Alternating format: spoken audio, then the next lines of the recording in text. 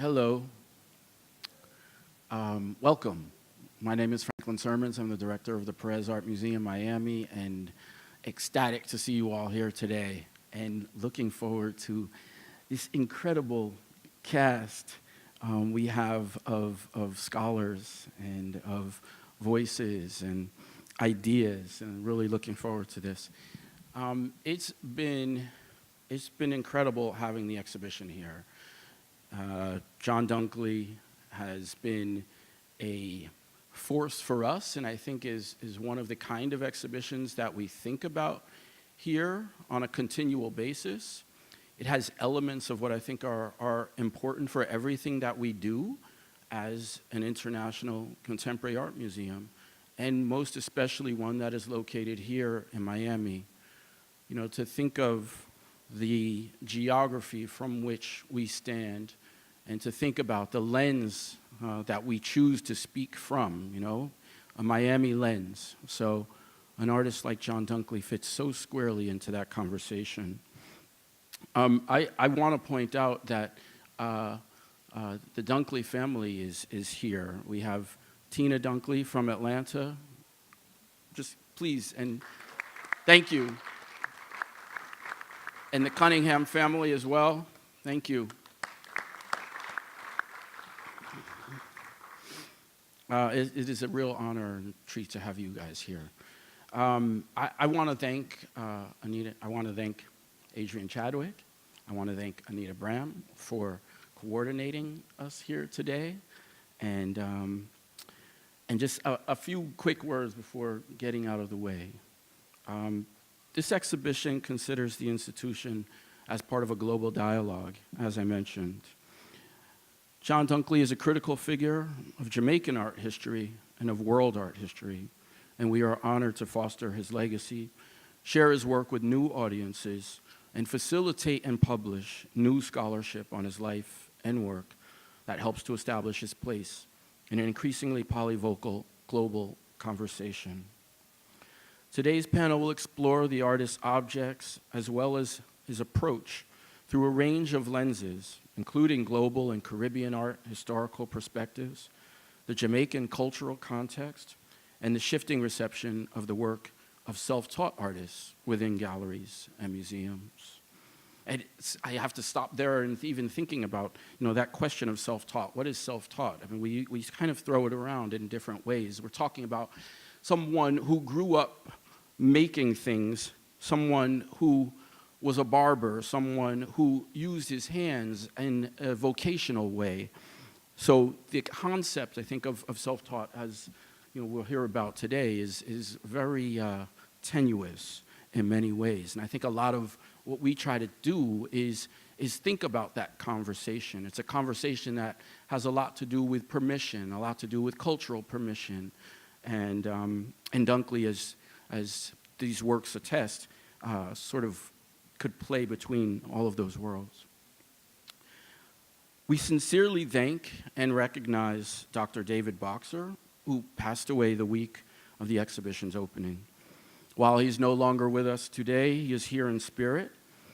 His incredible contribution to art history, art, and the Jamaican cultural context in particular cannot be overstated. This exhibition is a testament to his scholarship also, and represents the culmination of his critical work studying and preserving the legacy of John Dunkley. He served as a curatorial advisor on this exhibition, and his contribution is invaluable. A special debt of gratitude is due to the National Gallery of Jamaica. They've lent their incredible holdings of Dunkley to us, and thank you, Virle, thank you as executive director. Without your support and guidance and scholarship, this exhibition would not have been possible. I very special thank you. You know, it takes a lot to bring these kind of exhibitions together, and we'll get to the two incredible curators who made that happen. But here, you know, at the museum, I want to thank my friend, the Consulate General of Jamaica in Miami, Franz Hall. I have to thank the Jamaica Tourist Board, and we are so grateful to them for all of the work they do here in Miami and for recognizing the significance with us of this exhibition. Additional thanks are due to the Davidoff Art Initiative, which is the presenting sponsor for the show, and to Furthermore, a program of the J.M. Kaplan Fund, which supported the exhibition's catalog. All of these organizations and agencies join us in envisioning the enormous potential of projects such as this and make the work we do possible. And now we graciously welcome our panelists. If I were to do bios for this illustrious group, we would be here for the entire term allotted. So I'm not going to do that. I'm just going to point them out.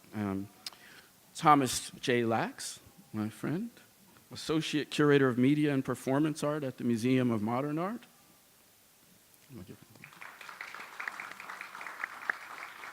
And next to, or not next to, let's see, Deborah Thomas, the R. Gene Brownlee Term Professor of Anthropology at the University of Pennsylvania.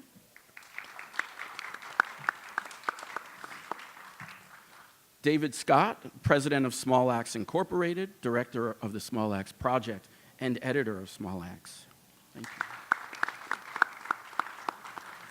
And Virle Poupe, Executive Director of the National Gallery of Art Jamaica. And our panel moderators, Nicole Smythe-Johnson and Diana Nawi.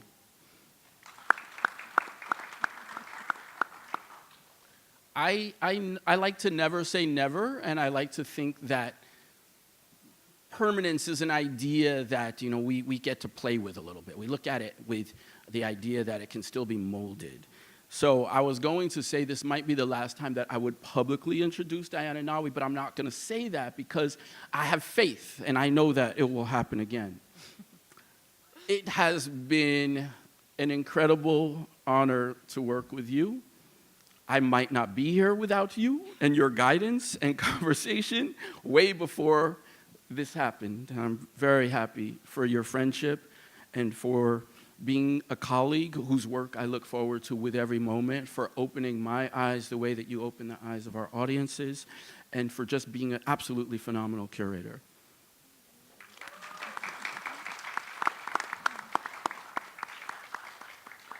And with that, I turn it over to Diana and Nicole. Thank you. Thank you. Thank you all so much for coming. This is a really extraordinary opportunity for us to build on this exhibition. And when we do exhibitions like this, they tend to be three-part. And so there's the exhibition itself, which was really, I think, for us, a once-in-a-lifetime opportunity to see this many works by John Dunkley together in one room. That hasn't happened since the late 70s. So it's a really remarkable thing to bring that not only together, but here in the United States for the first time. So that was an incredible privilege, and to allow those objects to be studied firsthand by scholars and by our audiences feels like an incredible opportunity. And Nicole and I worked very hard to produce a very substantial catalog, which Franklin alluded to, but the centerpiece of which is Dr. Boxer's essay on John Dunkley, which really is the most comprehensive work on him to date, and also includes work by Olive Sr., who's a historian and writer. And Nicole and I wrote an introduction to that book, sort of starting to unpack some of the intellectual stakes at hand when we talk about putting an exhibition like this together, what it means to bring an artist from one context to another, what looking at a historical figure in the present is, and what it means to trace his relationship to his own history and to the national formation of Jamaica and into larger global art histories. So much of what we began to unpack in the catalog we'd like to do here with you today in a public forum, and have brought these incredibly esteemed guests to PAMM. We're really lucky to have them in Miami, and to start to think through and to open some doors onto Dunkley's work through the lens of their own practice and their own scholarship and exhibition-making practices, and to really start to hash some of that out here in public. So I hope you'll join us in kind of some of that thinking through. It's meant to be a very open dialogue. So just in terms of format, Nicole and I will introduce the panel, and then we've asked each of our guests to present a kind of reaction to the exhibition through the lens of their own thinking and their own work. So we'll sort of frame out some of those major questions that kept us up at night in the last couple of years thinking about this project, and then ask you guys to help us solve them here, or expand them or challenge them as you see fit through your own work. So that's that, and then we'll open it up to questions from the audience if you have some at the end. So that's sort of what we're hoping to do today in the time we have. So thank you again for joining us, and with that, Nicole. Yeah, so I'm going to start out by telling you just a little bit about Dunkley himself, just to frame this conversation. John Dunkley was born in 1891 in Kingston, Jamaica. No, actually, in Savannah, Lamar, but lived in Kingston later. We don't know a lot about Dunkley's life, so there's a lot of guesswork involved in talking about who he really was. The only real narrative we have is from his wife, Cassie Dunkley, and so we do use some of that. But we believe that Dunkley was a part of a generation of Jamaicans and Caribbean people in general who traveled around in the early part of the 20th century, either probably a little bit of both, maybe working on the Panama Canal, or working on farms throughout Central America and the Caribbean. As we said, we don't know exactly where he went. We believe he was in Cuba and in Panama. We believe that he was an assistant to a photographer for some time in Panama. And so we think about his work in that frame as well, in terms of photography at that time. And then he returned to Jamaica, where he set up his barber shop in downtown Kingston. So a lot of his work started as work that he would do for the barbershop. But John Dunkley is also representative, like I said, of this generation that would become really formative for Jamaica. A lot of the time we think about Jamaica of the 60s and the 70s, but this time period here in the 1930s and so on was when a lot of, nationalist sentiment was building up in Jamaica that would bring us to actual independence later in the 1960s. But also this is a period of Garveyism. And so Olive Sr. goes into some of this in the catalog. That's a nice place to read about that, and I think we'll hear about some of it later. But really all we have from Dunkley is this amazing work. We don't have any of his own words, anything that we know came directly from him. And so Diana is going to tell you a little bit about that work. Yeah, so I think that idea of how we piece together a history that we're unsure of, and how we cite Dunkley within his context and understand he may be representative or emblematic of a certain period and generation, and his narrative might hew closely to other narratives that we do know. It's also about asking about the specificity of the man himself, which we have no oral or written record from him, but what we do have is this incredible body of works. So there are 50 known paintings and about 25 to 30 known sculptures that exist today. Many works were lost, but we've been able to gather what we can, and on view are some really stellar examples of his work. Of course, he's best known as a landscape painter, but that within that single kind of idea, there are many avenues that he pursued, and we felt like this image, Cuban scenery, was really emblematic. It's quite imaginative, it's quite surreal, but given the title, it seems oriented in a specific place, perhaps something from memory on his part, but it really gives you a sense of these signature Dunkley-esque aspects, which really the title of the exhibition alludes to, which is neither day nor night. There's a sort of dusk-like, nighttime, nocturne quality to them, but you can see everything quite vividly. So there's something in that is quite haunting, I think, about the images, and quite unique and original about them. But an image like this, Flatbridge, which is a very specific location within Jamaica, and that is well known to Jamaicans, and one would recognize it if one knew the site, that is depicted quite realistically here in that it's, bears that resemblance. But again, you see this incredible hand and this incredible use of color and like darkness to create this very kind of sublime image.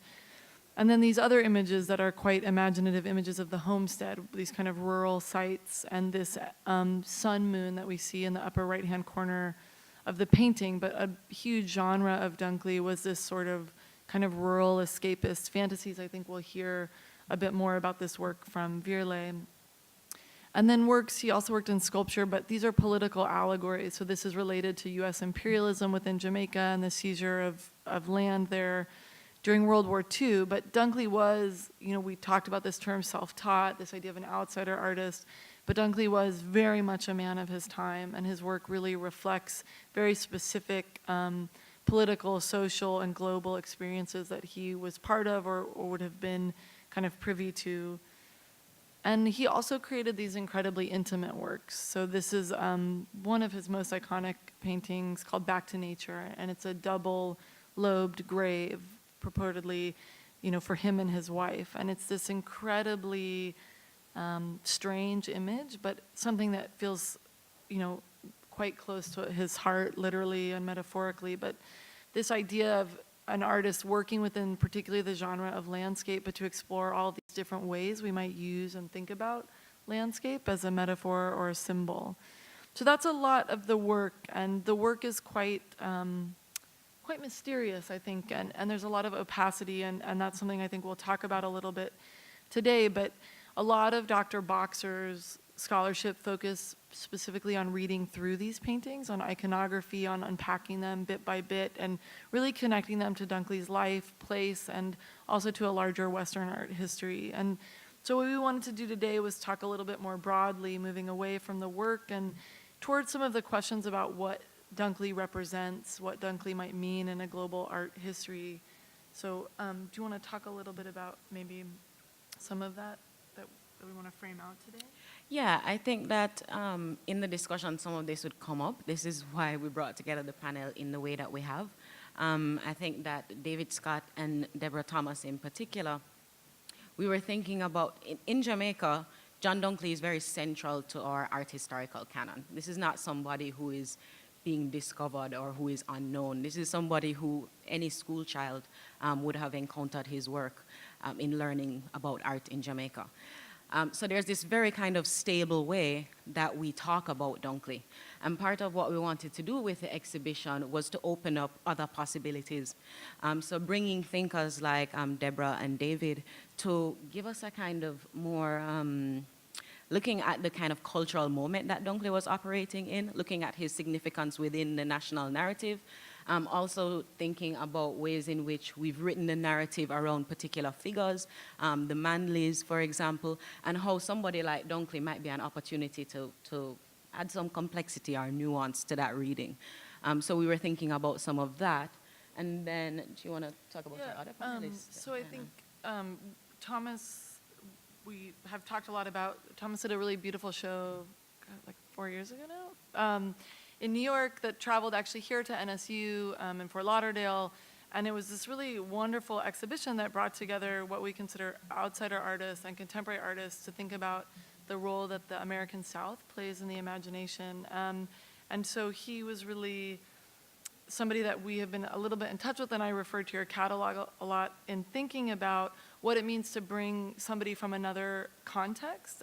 In Jamaica, the construct of outsider artists plays a really different role than it does in a, for instance, United States discourse. And so to think about what it meant to kind of start exchanging those discourses across this kind of chasm of how we've constructed art history in both places. So that was very much something that I think Thomas will talk about, and one of the reasons we brought him here, among others. But and then Virle, do you want to? Yeah, sure.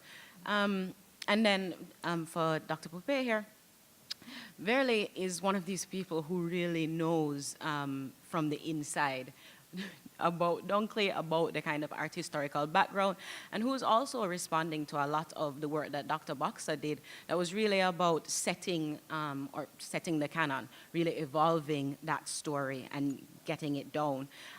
Somebody like Dr. Poupé here is somebody who is kind of responding to that moment and bringing new insights to the work that Dr. Boxer already did.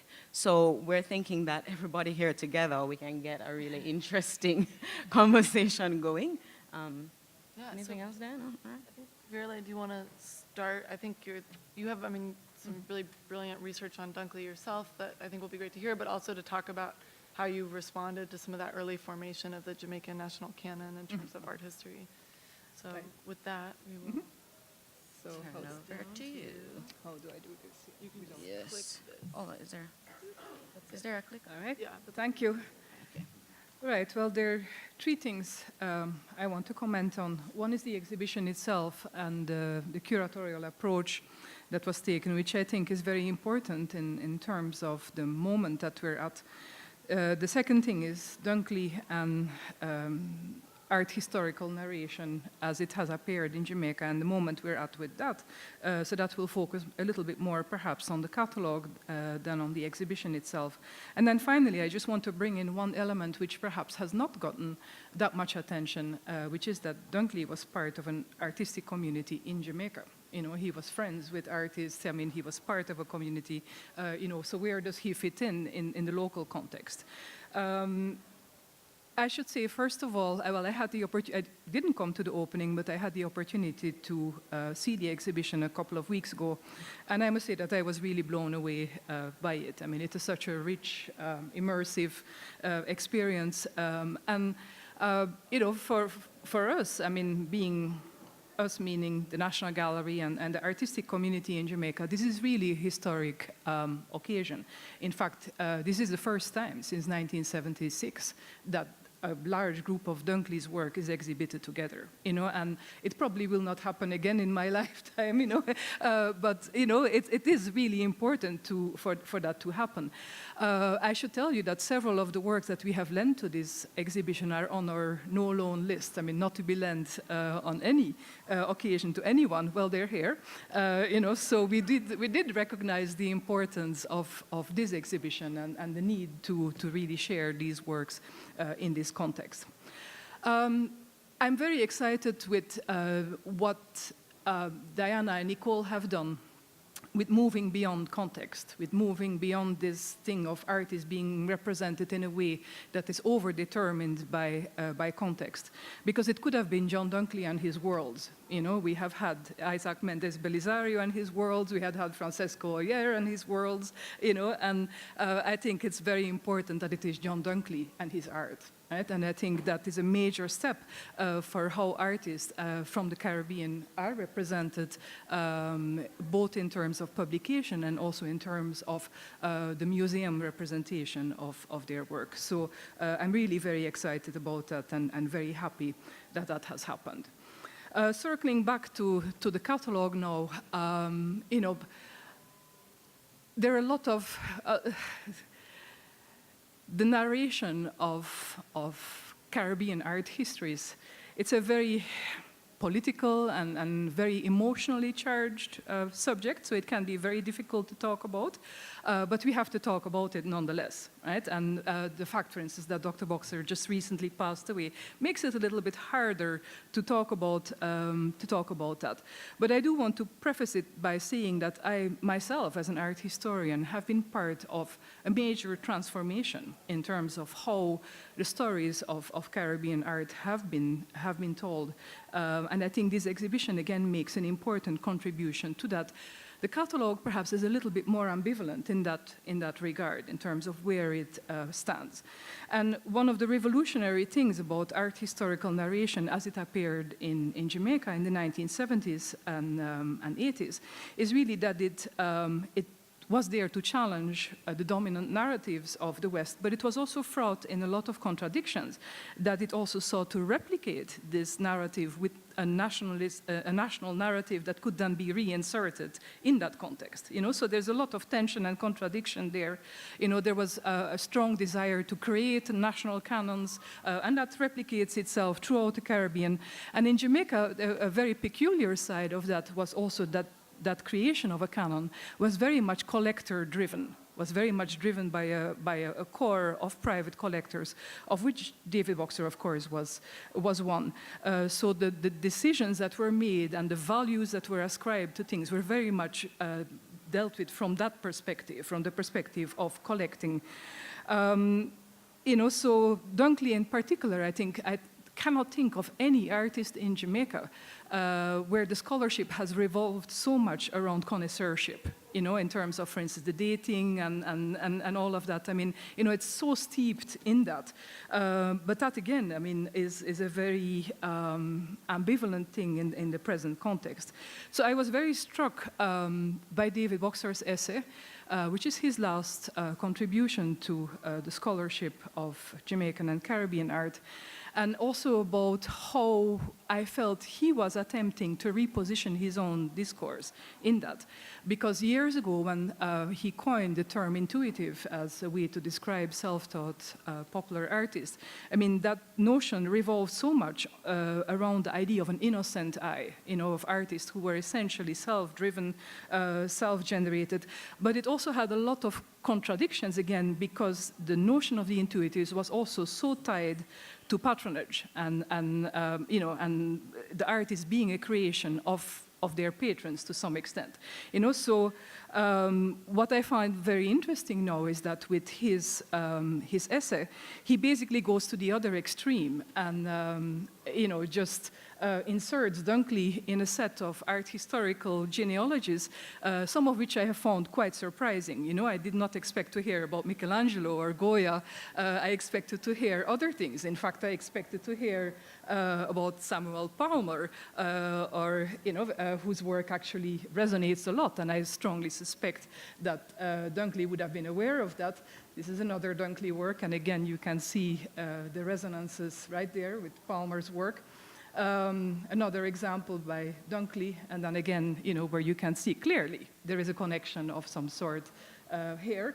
And I don't want to belabor the genealogy issue, but I'll explain why I'm mentioning it, and then you also have Albert Pinkham Ryder. You know, so there clearly Dunkley was aware of these people, you know, and I think why that is important is because it challenges this idea of the innocent eye. I mean, it is very clear to me, even though we do not necessarily have to go to Michelangelo and Goya, that Dunkley was a visually literate man. You know, that he was aware of the visual languages of art and of the visual culture that he was a part of. So, you know, I think I was a little concerned about the genealogy construct that unfolds in David Boxer's essay. But, you know, it is sort of part of that change of discourse in that sense, that it no longer seeks to position Dunkley as one who was completely isolated from all those sources. So I think that's an important step. To return to where I started, I mean, the new art histories that have evolved in the last couple of decades have then sort of overcompensated against that by focusing rather excessively on context and theoretical constructs. And that has been very important, and that has really opened a lot of terrain. But what has been left behind quite often is the work of art itself. Right? And I think where I'm really very excited is that we are moving back to the work of art, that we can actually look at it very intently and talk about the artwork itself and its own poetics. You know, so I think that is really important, and I hope it will help all of us to sort of make sense of this sort of trajectory that Caribbean art histories have been on. And then finally, I just want to talk a little bit about John Dunkley as part of an artistic community, because he was part of a particular period in Caribbean and Jamaican art. He was friends with many artists of his generation, so he did not operate in isolation there at all, and they shared aesthetic and thematic interest. I thought I ought to mention Wilfredo Lam in this context, right? Not that they knew each other, but just the idea of the animated landscape, you know, whether in Wilfredo Lam's instance, of course, tied to Afro-Cuban religion, but, you know, in Dunkley's work in a more secular kind of way, but there is a similarity there, you know, this idea of the landscape as an animated entity. But then there are quite a few Jamaican artists who sort of toyed with similar ideas. Henry Daly was an artist basically the same generation. He knew Dunkley. He was mentally ill. He actually died in a mental hospital. But he also he painted trees a lot. So this idea of the vegetation of the landscape as a symbolic entity. Carl Abrahams, who was a friend of Dunkley, who actually visited Dunkley on a regular basis. So I think these trees that sort of take on a life of their own, and these sexualized landscapes with all these sort of very interesting psychoanalytical interpretations that could be made. Waltz of the Horses, what more do I need to say? So clearly Dunkley needs to be seen in this context. And here is actually Carl Abrahams talking about his friendship with Dunkley in this very amusing discussion. His bedroom was very much like an overcrowded art gallery or museum with a tiny niche in the center to be reached only by a helicopter, left for an ornate bed to rest on at nights to dream up more creations, some reflecting on a sort of schizophrenic imagery. So just another work by Carl Abrahams. Just to show, it's not an obvious aesthetic link, but you can see that there is a kinship. These were people who knew each other and shared ideas and concepts. And then to finish also, to me, one of the revelations of this exhibition has really been that I have been forced to take Dunkley's sculpture a great deal more seriously than I did before, right? Because I thought of Dunkley as a painter who also sculpted, but some of the sculptures in this exhibition are absolutely amazing, and I really am very happy that that has been brought to the fore. But there's a very surreal quality about his sculpture, and I just wanted to finish with two artists also of his generation, also self-taught artists, by the way, David Miller Sr., who produced, for instance, this work, and then his son, David Miller Jr. So again, there is a kinship there, and I think we can learn a lot from bringing all of this into dialogue. And then the final thing that I want to just mention is that, just a stylistic note, is that Art Deco was very, very popular in Jamaica in the 1930s and 40s, and there is an Art Deco stylization in Dunkley's work, which clearly shows how the Art Deco influences in Jamaica appear in sort of the big architecture, but also trickle into the popular culture, And I think, for instance, when you look at this sculpture again, that language, I didn't have one of the women sitting sideways, but I think those are quite exciting. And then just to finish, some of the other artists of his generation, trained artists in this instance who used a similar language, and then building one of the best-known Art Deco landmarks in Jamaica, the Carib Theater. So that's it for me. I talked a lot. Sorry for that. No, that was great. Thank you. And That I was think one of the things maybe we'll return to when we're in conversation is this question, because I think you pointed out in earlier scholarship that there was a radical gesture to Boxer's decision to place the intuitives at the center. But one of the things I think particularly going through this essay is that it adheres to a very old school art historical methodology of a side by, it's the two-slide comparison that if most of us who had, one art history class were like, God, if I ever see two slide projectors again, I'll, but I think that is a very particular model that reifies a certain centrality of the Western canon and always looking back to compare to this master narrative of art history. And so it was quite interesting how one might supplant a certain canonical formation in terms of what sits there, but not in terms of the methodology. And so I think what has been interesting is how we might think through other ways of approaching the work, I think was something that really came out of some of what you had written previously and some of what you're talking about now, I think. So David, we wanted to turn it over to you to talk a little bit more about his context and to think about those pictures. Let's see. Oh, I see. Some of these.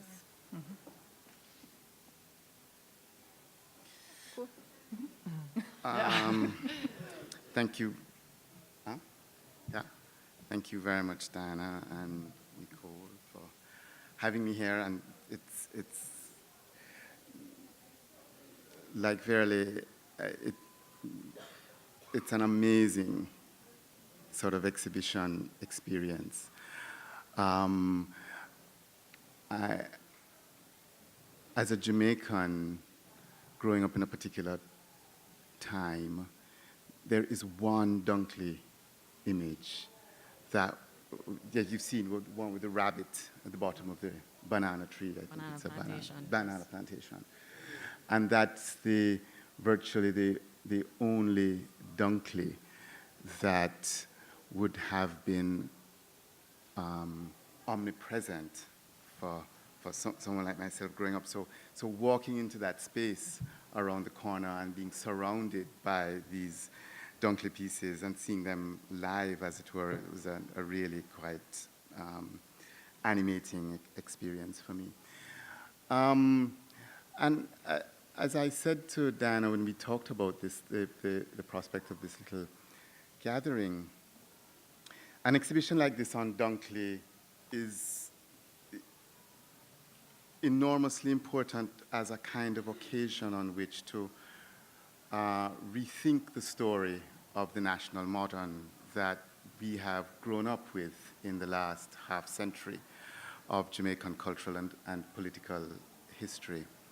And at a moment when various aspects of the narrative of the national modern, not just the narrative of the place of the visual and of the visual arts in particular, in that story of the national modern are in contestation, it's a really important moment to return to the work of someone like Dunkley and the ways in which he and his work have been inserted in that story. And we'll probably have occasion to come back to this. What I don't think I'm alone here, I think Deborah may have a version of this, the contemporary crisis of the national modern and the contemporary crisis of national identity that through which that collapsing of the normative story of the national modern has been told. So that's the context in which I come at this, and I just have a few notes really as talking points for further discussion. The first one turns on Dunkley's dates. As Nicole pointed out, we don't know a lot. We don't have a lot of biographical information about Dunkley. Born in 1891, I think, in Savannah Lamar, in the sort of western tip of Jamaica. He travels in the 1920s. He returns to Jamaica around about 1931, starts to paint in 1935, dies in 1947. In some sense, first of all, Dunkley is not really a child of the national modern, right? He doesn't grow up. He dies in 1947. Jamaica adult suffrage and the transformation of Jamaica's constitutional history takes place in 1944, right? He dies in 1947. So I think that's enormously important to think about in terms of the way in which we try to situate Dunkley or resituate Dunkley in the story of the national modern. Just to put another figure beside Dunkley, N.W. Manley was born about 1890, round about then, right? So these are, I think, to begin with, really important dates to think about. And there are contemporaries, some of them Verily just mentioned. Carl Abrams was born about 1920, 1921, or thereabouts. It's at 30 years after Dunkley. I am not sure myself whether they really inhabit the same generation. And the question of the relationship between generations and the consciousness of the national modern is something that I hope we can deliberate a little bit this afternoon. So the question of dates. Dunkley then paints, his entire oeuvre emerges between 1935 and 1947 in the space of 12 years. And one of the things that's completely fascinating to me about that is the sense one has looking at the work, looking at the kinds of repetition of motifs that one sees in the work. One has a sense of Dunkley's work as arriving almost fully formed onto the canvas. Dunkley appears to us as someone who paints from within, looking within, as it were. He's a visionary painter. It were as though Dunkley, and I'm saying this in some sense to try and complicate the story of the painter, the kind of representationalist image of the painter painting the national. And I think in some way it's important to try to decenter that story when thinking about the most iconic image of the national modern in Jamaica, of course, is Negro Aroused by Edna Manley. In all of its, I was going to say quasi-black nationalist, but I should probably say black nationalist. I just said it. But it's crucial to see a contrast. Edna Manley was born in 1900 also, and these dates are important. And in many ways, part of what Edna Manley gives us in Negro Aroused is the story of the ferment of and transformation of black identity in Jamaica from the late 1920s through the early period of the 1930s. Right? But Dunkley's work is very, very different. It were as though Dunkley had turned within and seen an image, a fantastical, dreamlike image that then is reproduced on the page. I want to hold that sort of non-representationalist character of the work in all its stylized, phantasmatic character. One is reminded, and this is somewhere in the catalog, that Dunkley tells Philip Sherlock, who is one of the important narrators of the story of the national modern and the story of the place in particular of Edna Manley as the core mother of Jamaican art. And Dunkley tells Philip Sherlock, apparently, that art for him is like taking a walk. I think that's a fascinating image. And once one has a sense of Dunkley taking a walk in the imaginary landscape of his mind. And something that I would like us to explore. The third, another aspect of this that seems to me important to think about is the allegorical question. It's alluded to in various discussions of Dunkley, whether these are precisely what kind of allegorical and symbolic features or dimensions appear in Dunkley's work. But it's important by itself to think about Dunkley making use of the genre of allegory. Again, in some way, it means that Dunkley can't simply be read off as a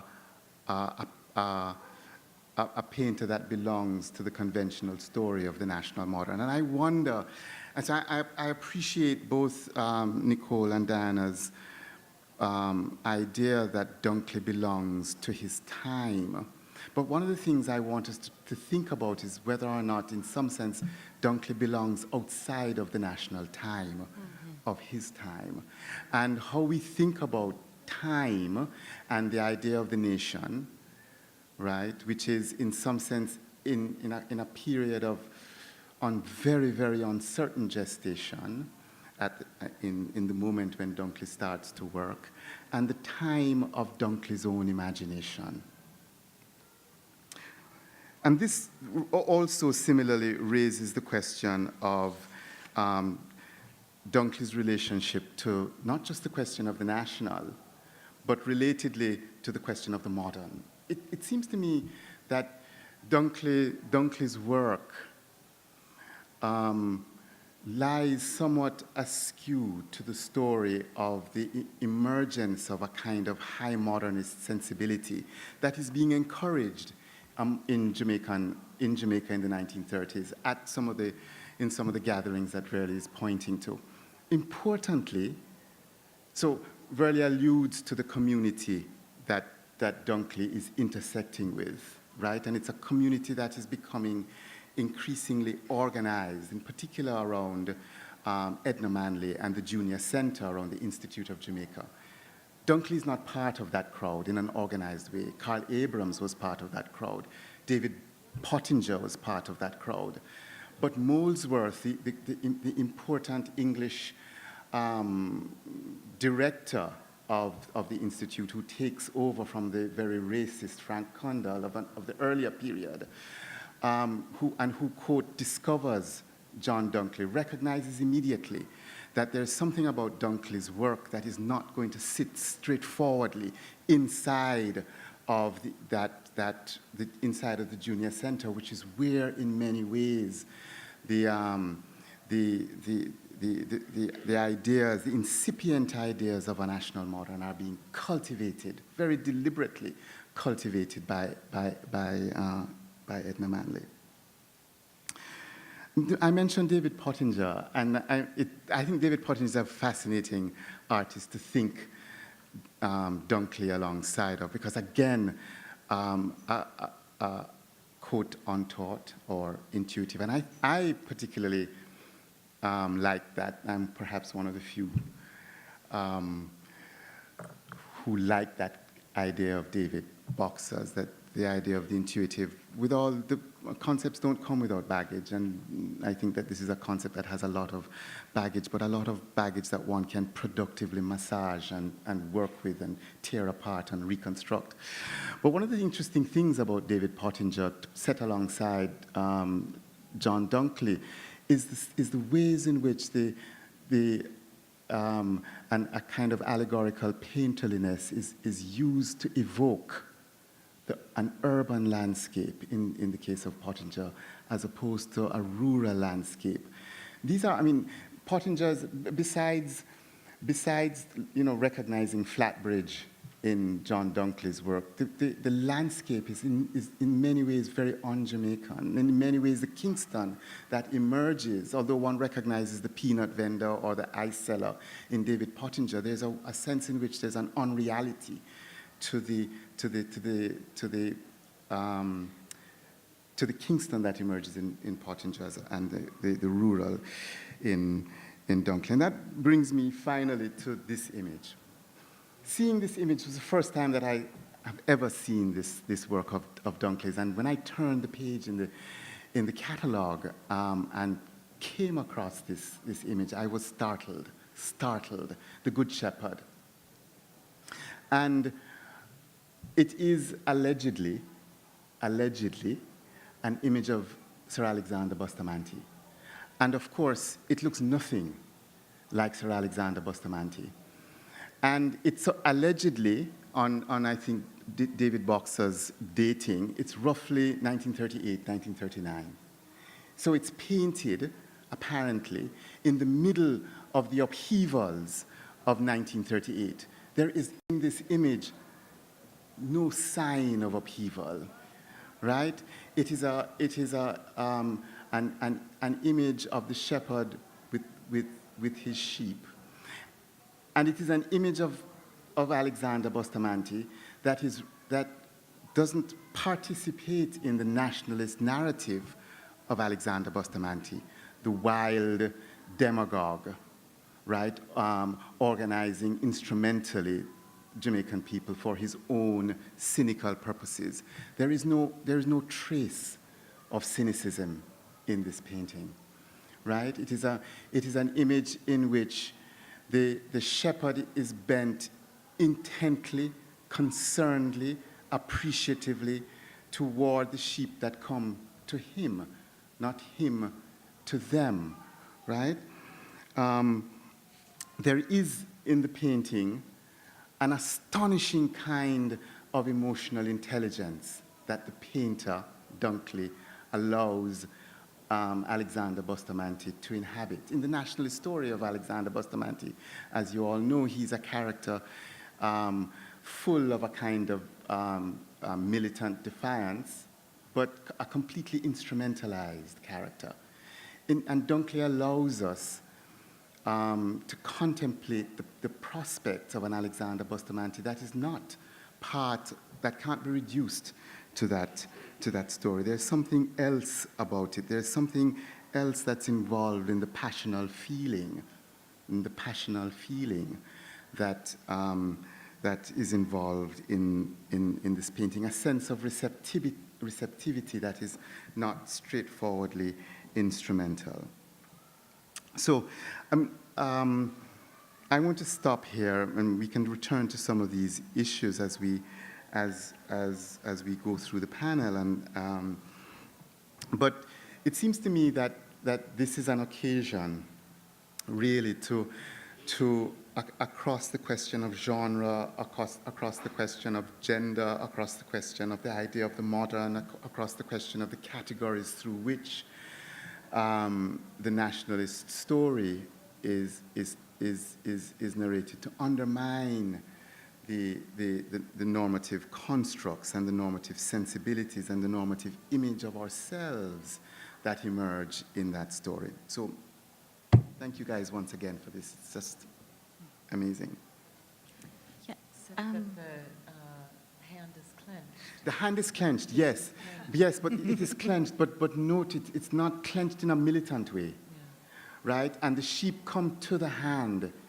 The hand is not raised here in a kind of defiant, mobilizing character. The hand is there, and the sheep come to the hand. So there's something I think fascinating about what Dunkley is seeing in the late 1930s about Alexander Bustamante that is not reducible to the story that comes to congeal in the 1940s story. Thank you so much for that contribution, David. You touched on some of the things that, for me, are the most exciting about this entire project. When Diana and I were talking about, working on the exhibition, talking it through, we would come to these moments where we're like, we have nothing. We're both quite used to working with living artists, where there's all this information, and you can go back to the artist. And in this case, it was just a very different thing. But then we would always come back to this very specific work that articulates a very clear sort of mind and vision that, I think you're absolutely right, stands apart from a lot of how we think about that period in general. So that bringing out that kind of specificity of Dunkley's whole catalog of work, I thank you so much. And I think it's a nice segue into Deborah Thomas, because part of how we started thinking about your work in relation to Dunkley was, again, we have this figure whose work doesn't explicitly overlay with a kind of nationalist moment in the way that you would think, but who's been mobilized in this really specific way as part of that nationalist story. And so your text, particularly Modern Blackness, really helped us to think through some of the stakes around why he may have been mobilized that way and some of the other just animating factors of that. So please. Yeah. Okay. Well, it's great to be here, and thank you, Diana, and Nicole, and Anita, for everything you've done to bring me to be part of this conversation, and to see the exhibit, which was, as you say, just stunning to see all of the works together, and to sort of physically enter into Dunkley's world for a short time. It was really amazing. So I was given a task, which was to talk about modern blackness, and also in doing so, I think to talk a little bit about some of the key contextual moments for the kind of work that Dunkley was producing, or what would have animated his visual landscape, and also then to say, perhaps try to think of something to say, and I did, about what kinds of insights Dunkley might give us for Black politics today. So, one of the things that's raised in the David Boxer essay in the catalog is this idea that the 30s really represent this period of anxiety about Jamaican identity. What is it? How do we shape it, nurture it? What needs to happen in relation to it institutionally, et cetera? And so I guess I'll start off by saying something in relation to my own entry into that story about anxieties about national identity in Jamaica, which actually starts when I was dancing. I was a professional dancer before I went to graduate school. And one of the things that we started to do was these programs called community engagement projects. And we actually did one of them here in Miami. I don't know, it might have been 93, 4, sometime around there. The company I danced with was called Urban Bush Women, based in New York. Anyway, what those community engagement projects were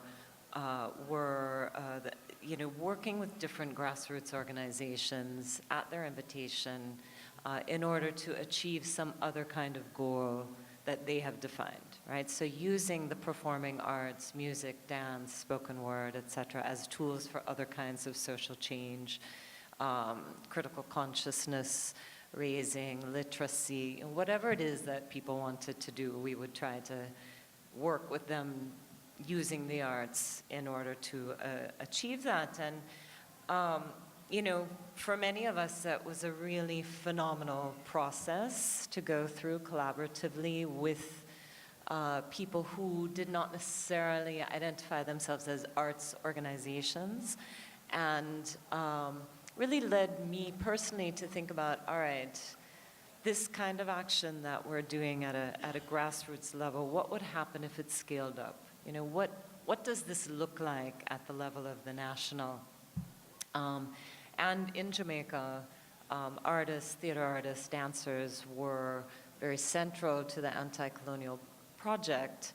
And I had been in and out of some of those institutional spaces as a child, and so thought that this would be the right place to sort of think about how artists have contributed to a changing idea about what it means to be a citizen in a kind of anti-colonial context.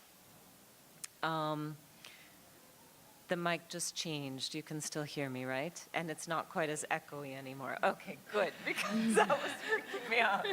Okay. All right, so at any rate, so I was interested then in going back home, going back to Jamaica and really thinking about what artists have done and what the institutions have been to establish a different kind of sense of national identity. And this is a process that really takes place from World War II, past formal decolonization in 1962 through the 70s with the establishment of what was then called the Cultural Training Center, which is now Edna Manley College of the Visual and Performing Arts. And to really think through what people were trying to do and how they did it, right? And so what Diana and Nicole were drawing from this idea of modern blackness is that nationalists during that period were really looking to what we call traditional forms of dance, music, and other artistic productions in order to provide a different kind of scaffolding for a national identity, right? To dislodge the centrality of the valuation of British culture and European culture, and instead replace it with something that's indigenously Jamaican, right? But this was a kind of privileging of a folk blackness, right? Folk culture. And Dunkley's work would have been part of that process. The irony of that is that while this was very central to changing people's minds about the value of cultural practices that had previously been called backwards, it did not necessarily change the positions socially or economically of the people who were involved in those cultural practices or produced that kind of art. So the sort of contradiction then of that particular moment of nationalism, the kind of out of many one people nationalism, is that we are turning away from a Eurocentric identification of cultural value to one that's locally Jamaican, but not really shifting the kinds of political and economic structures that maintain the colonial hierarchies that are related to race and class and color and education, cultural practice, etc. So what I was finding was that by the late 1990s, a very important shift had taken place in the public sphere, one that was as important as that earlier nationalist moment. And that was this period during which what I've called modern blackness was really coming to the fore publicly. So this is, you know, a modern blackness then is a more popular form of cultural expression that takes something like dancehall as its core, other black popular cultural practices that had been marginalized even under a kind of nationalist vision now take center stage. Part of this is due to a kind of unrepentant espousal of black nationalism by the political leadership at the time in the late 1990s. Part of it is the result of transnational migratory circuits whereby poor Jamaicans are starting to get what they need from relatives abroad rather than from a kind of local middle-class leadership. So there are a number of really significant shifts that happen by the end of the 20th century that enable a different kind of view of the relationship between nationalism and blackness to come to the fore.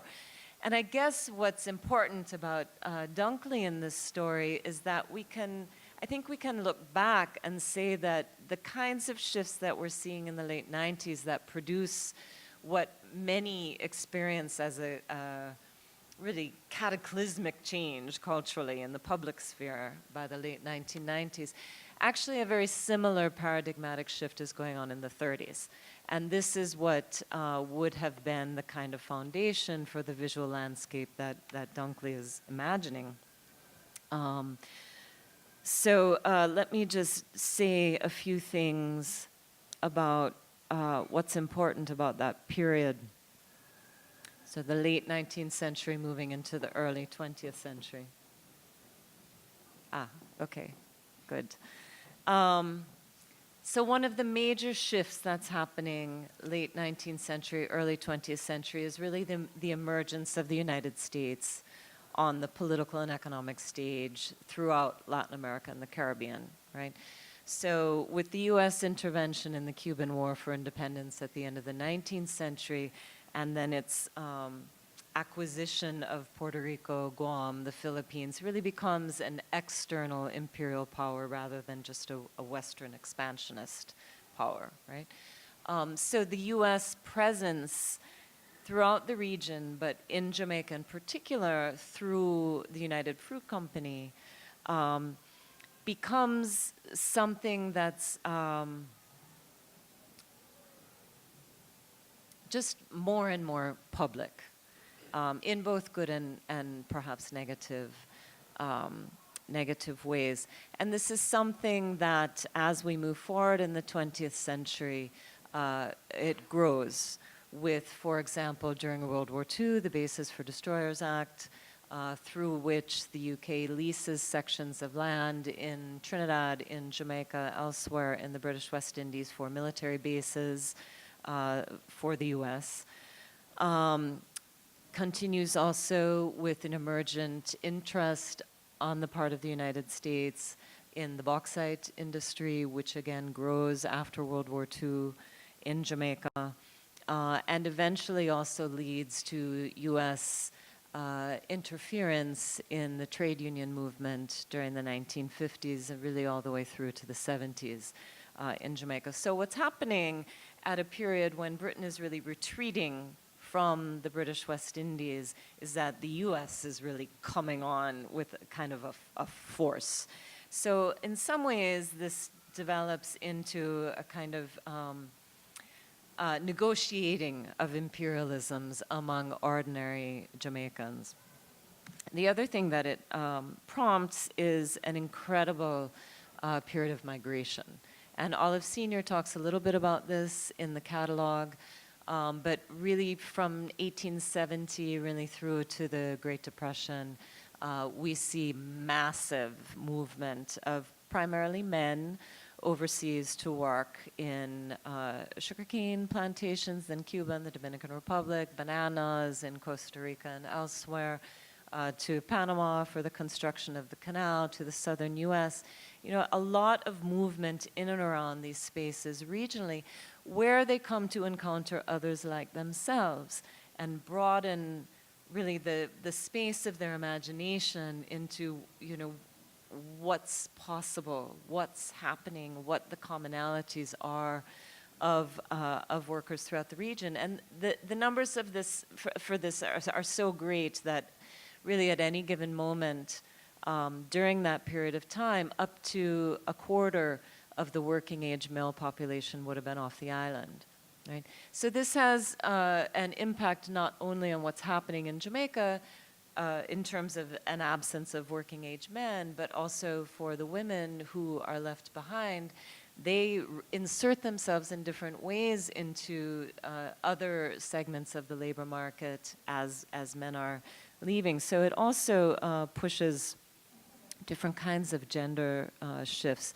We see some of the influence of this travel in Panama scenery and Cuban scenery in the exhibit, also banana plantation, the iconic work. And I think what's so important about that movement is that it's really forging new ground to imagine different worlds, political, social, and spiritual. It's this movement that generates Garveyism and different kinds of Marxist internationalism, and also Rastafari, right? All three of the founders of Rastafari had worked outside of Jamaica at some point. And also it's central to the emergent nationalist movement because the first Jamaican nationalist organization is actually formed in New York and not in Jamaica. And it's in 1936, the Jamaica Progressive League, right? And this is formed 2 years before the founding of the People's National Party. Okay, so with the Great Depression, many of these workers return home. They're returning home to an economic situation more dire than the one that they left. And this is part of what generates the region-wide labor rebellions in the late 1930s. And I think what's so important about that period that often gets eclipsed by a focus on the later sort of national modern momentum that David's talking about, is that it was really uncertain what kind of formation was going to win the nationalist battle at that point. There were many different forms of sort of black radicalism circulating. There were many different forms of a Marxist left emerging at the time. People were jockeying for position, even at the same time that more traditional liberal political parties are being formed.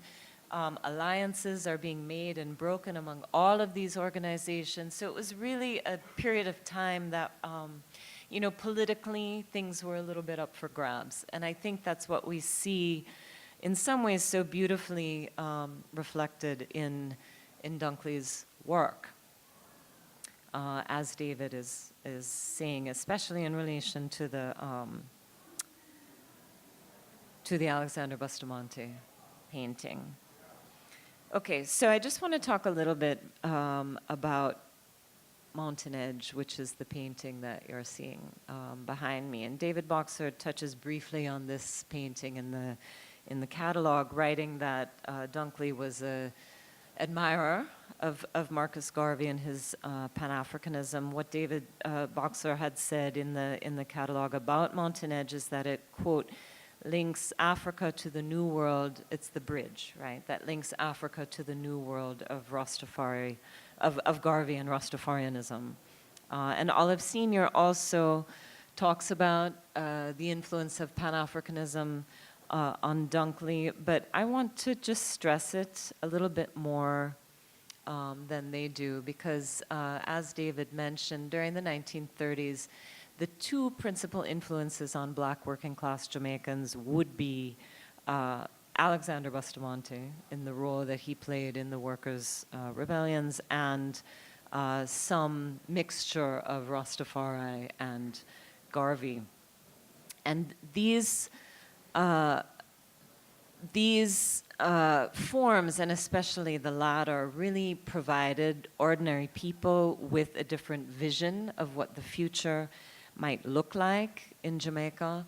Boxer notes, you see the red, green, and gold at the base of the bridge, and this is what ties it to Rastafari. But I would also add that you see in the back of the painting a black sun rising or setting, but I'm going to say that it's rising in the east. And this may be a reference to the off-cited statement of Marcus Garvey in relation to the coronation of His Imperial Majesty Haile Selassie in Ethiopia. Look to the east, where a black king will be crowned, which is seen as one of the inspirations for Rastafari. We might also ask whether the bluffs across which the bridge is suspended might represent the different imperialisms that are so present in people's lives at the time, both US and UK, or whether they might reflect a different kind of reckoning of temporality, of one that links past and future. And finally, it might just be me, but I see hands climbing up the bluff, and what looks like a lion on that side, maybe a horse on that side, which suggests other kinds of striving, and the lion, of course, is a symbol of Rastafari. All right, so I want to just conclude quickly by taking up what Diana and Nicole talk about in their essay, which is opacity, right? And this is Edouard Glissant's term, one that suggests both a method and a perspective, and it's really about enacting a strategic disengagement with Western imperial knowledge projects through which we become named. So opacity is the claiming of illegibility, right? Is the right to be illegible, the right to challenge the West's will to know and categorize black subjectivities. So Diana and Nicole talk about opacity both in relation to Dunkley's practice. He resists being fully co-opted in the Edna Manley circle. He refuses direct interpretation by not leaving us his own words. And to the work itself, right? The darkness of the paintings, their surreality.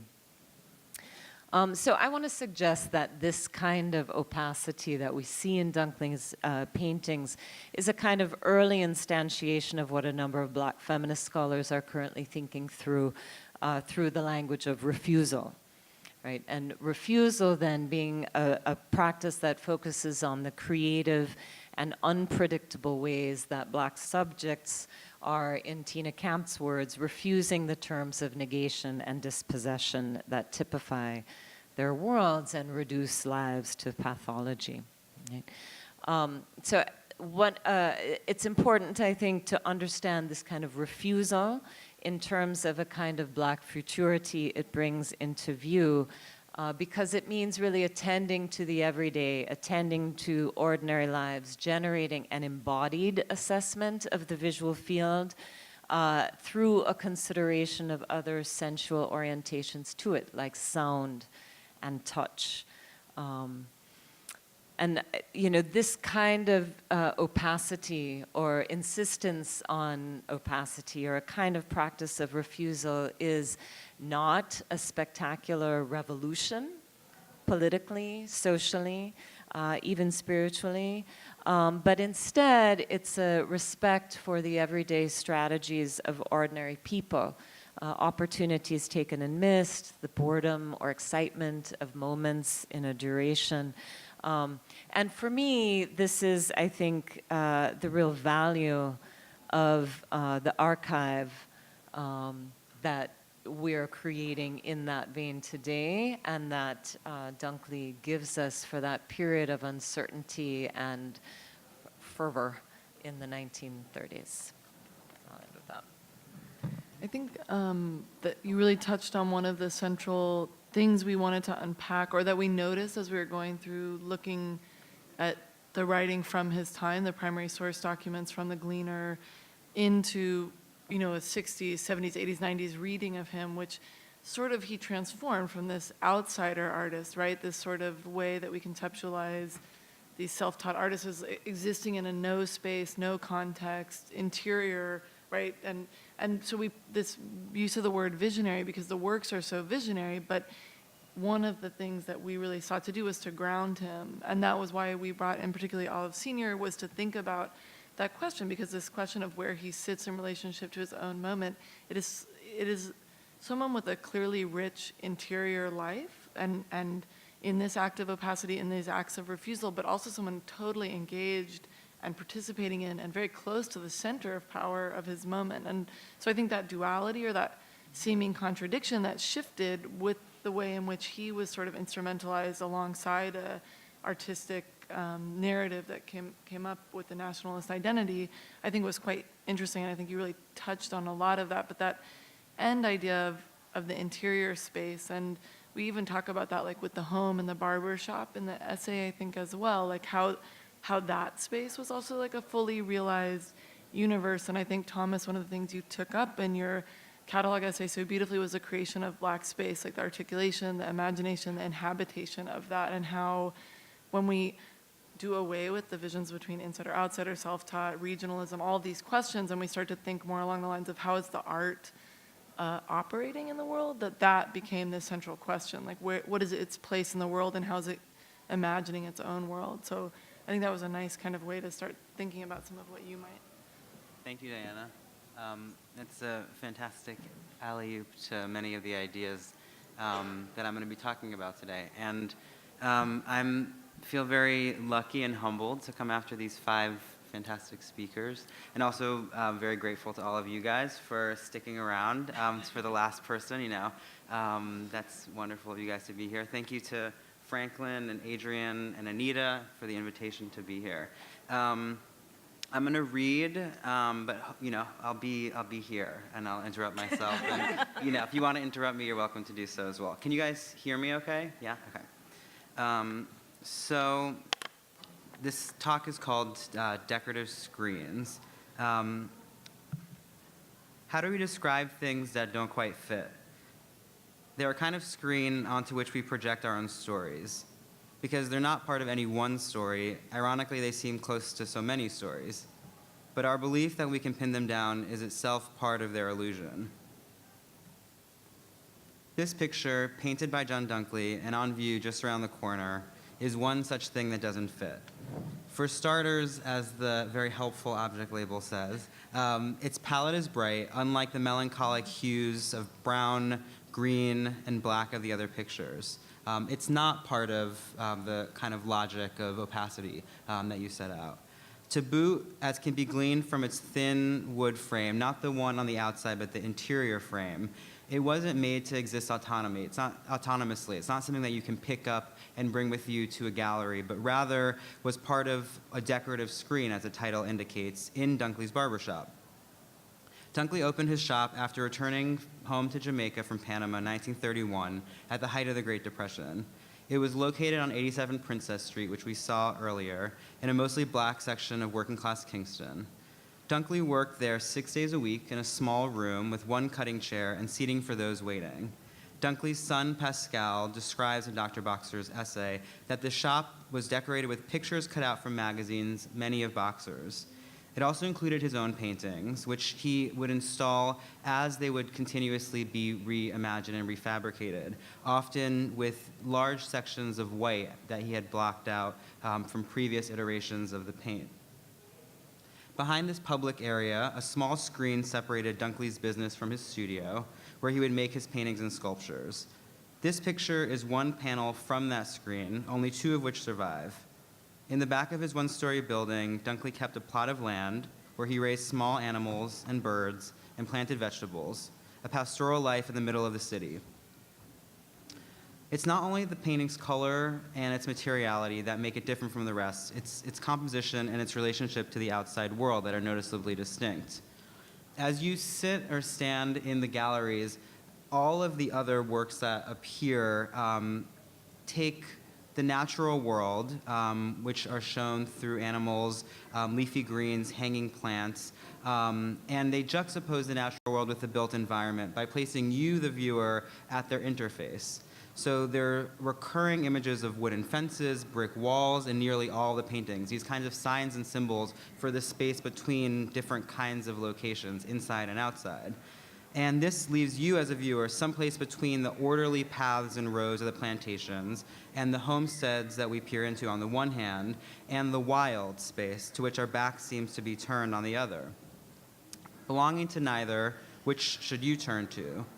There are two worlds, one rational and visible, concerned with the home, the other unseen, and is marked by a feeling of abandon promised by the beyond. And I think in a lot of ways what this is a kind of spatialization of the crepuscular logic that you guys described, this kind of space where, is it night or day? Are you inside or outside? It's the kind of the spatial version of that time signature.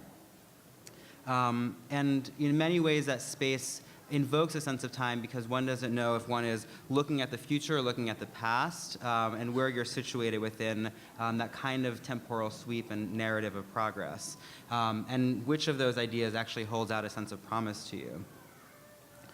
In this picture, however, that sense of perspective of being kind of at the limit, at the edge, looking onto something that's orderly is inverted.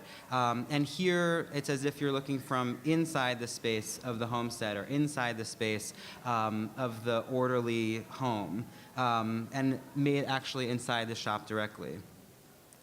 We're looking inside the shop at a landscape whose horizon kind of peters out into this wash of blue. So what to do with a picture like this? How can we understand it as part of a visual code from the position in which we stand today? And in many ways, I think what I represent on this panel perhaps is the kind of intuitive, the kind of belated person. John Dunkley is not a figure that I knew well before I began this conversation 2 years ago. And so in thinking through what these pictures might mean, I returned to an archive that I know better, which is an archive of contemporary African American artists. So looking at Kerry James Marshall's painting De Style from 1993, we might think that there is something there in the space of the barbershop, a tradition of picturing as a site where men come together, where they make themselves much like the way that a picture is made. And even the ways in which the kind of orderly landscapes are structured seems to kind of rhyme with the task of, giving somebody a shape up, as I experienced, yesterday in North Miami. So in looking at this picture, we see a place where men come together to make themselves. And as I look at it, the painting shatters me for a few reasons. First is the constellation of those light pink kind of blasts that they feel like almost sonic, like you can kind of hear them as they go off. And they're flashes that, to me, capture a kind of camera's bulb. But what is interesting is that there's a mirror that you see in the back of the picture, but you don't see the photographer that would be there to take that photo. So it's as if the image maker has disappeared themselves from the composition, almost like that figure on the left that you see that's kind of awkwardly cropped out of the picture. You just kind of see, this leg sticking out, as if you know that from that image of that person there are more people, just like there's a photographer, painter, artist that you're not seeing. There's also that great uterus in the upper left-hand corner, that anatomical drawing that Kerry James Marshall collages onto this field of all men, as if to suggest, like those pink folds of the guy who's getting his hair cut, that there's a nod to the fact that we're witnessing a scene of reproduction, a site of constant self-making. I think we're pulling from similar things, Deborah. So Marshall's picture seems to fan out into others. Here's another one by the British painter Hervin Anderson, which further emphasizes the basic geometrical patterns that compose the space of the barbershop. Contemporary art is filled with invocations about everyday life, a hallmark perhaps to the influence of women artists who came of age in the 1960s, like Leah Lublin, Adrienne Piper, Leticia Parente, who pictured the places but also the time signatures of their everyday lives. But a barbershop, I think, is something slightly more specific than an everyday space. If you go, as I happen to, every other week, you know that it's a kind of semi-regular space. It's a space that is both intimate and anonymous, where you're, kind of given an incredible amount of attention, but are also kind of part of a collective all at once. It's really a kind of site of ritual. Dunkley's shop was a place to express masculinity, as is emphasized in several of the essays in the catalog, a space to talk politics and current affairs in a quickly decolonizing Jamaica, and perhaps one where we can make up stories about one's adventures. For sure, one thing that happens in a barbershop like no other space is that people tell stories and make stuff up. So the kind of process of self-making and aggrandizing oneself is perfectly situated to the space of the barbershop. But in addition, the barbershop is a location where the flotsam and jetsam of the everyday is compressed. In other words, by recalling the highlights of the passing of time, what happened over the last 2 weeks, you pick out a layer of recountable facts, turning banality into story, if only organized through the meandering time it takes you to get your hair cut. And Hervin Anderson in this picture seems to picture these otherwise throwaway materials as the tufts of black hair and broken spools of neck paper that you see kind of littered across the foreground of the scene that seem to sit on top of the rest of life's detritus, jutting out just below the surface. So he's kind of taking the kind of gossip of what might happen as I read it and objectifying them into these objects that fall to the ground but somehow capture your attention, much like those flashes of light from the Kerry James Marshall. Anderson recounts the significance of these paintings for him. For him, as he says, these works reimagine spaces created by Caribbean immigrants during the 1950s and 60s. At that time, barbershops and other places for personal services often were opened up in people's homes and in attics, functional as sites for both social gathering and economic enterprise. The shop owners and their customers were among a significant wave of immigrants to the UK from the Caribbean Commonwealth countries after World War II. Barbershops, according to Anderson, it would seem, were a place to escape when you needed to leave the exile in which you had found yourself. References to barbershops recur in much of the image bank of black male artists, from Kehinde Wiley's pastiche and isolation of the central figure from Marshall's picture, to David Hammonds's application of hair from barbershops to Iraq, which he offers a kind of hard part, as you can see on the very top, to kind of keep it extra spicy. Mark Bradford's Daddy, Daddy, Daddy seems to point up and ironize this kind of patrilineal obsession, even though, and perhaps because Bradford's perm papers, which he uses here as the collage element that he puts directly on the canvas, are borrowed from his mother's salon, where he worked for many years. He is kind of taking this history of black male artists' kind of obsession with this space, and I think turning it just a little bit on its head. By naming and dissolving his minimalist grid, Daddy, Daddy, Daddy, he seems to suggest that in the painting's stutter of overlapping papers, the law of the father threatens to reproduce itself into oblivion. But perhaps there's another way to consider Dunkley's undated, untitled decorative screen, within the logic of how artists, particularly those who are self-taught, have combined their studios with forms of economic gain, building together a space where craft and self-organized entry in the market could take place. There are several figures that we can call up here: Frank Walter, Patricia Satterwhite, James Sunford Thomas. But for the sake of depth, I'd like to spend some time thinking about Sister Gertrude Morgan's work. Consider her Come in My Room, Come in My Prayer Room, whose title alone cries out with the lure of a gospel lyric asking to be repeated and shared as part of a missionary call. In this 1970 work on paperboard, Morgan depicts herself, and you see her kind of center bottom of the picture. And she's dressed in a white hat and a robe and shoes, all of which were clothes that she would wear and made her a sight in the streets of New Orleans, where she lived. Seated in what appears to be at once a home and a religious site, Morgan places her likeness at the composition center left. Next to the trappings of domesticity, the artist's avatar holds a black book, presumably a book of scripture, and possibly the spiral-bound notebook which she carried around with her and held the specifics of her theology. As if to clarify any doubt as to where the viewer is here, Morgan captions the scene with the textual inscription and signature at the right. So you see in that text block at the very right, Sister Gertrude Morgan, missionary. Morgan's missionary represents a real place, the Everlasting Gospel Missionary in New Orleans' Lower Ninth Ward, where Morgan lived from the mid-1960s until when she died in 1980, and where she made her art, spread her religious message, and displayed her paintings. You see her here captured by the photographer Guy Mendez, dressed in the same all-white outfit in which she adorns herself in her painting, here set against her own work in the background. Morgan organized her own displays for her paintings, both in her home and in the exhibitions she held at Borenstein's Artists Associated Gallery.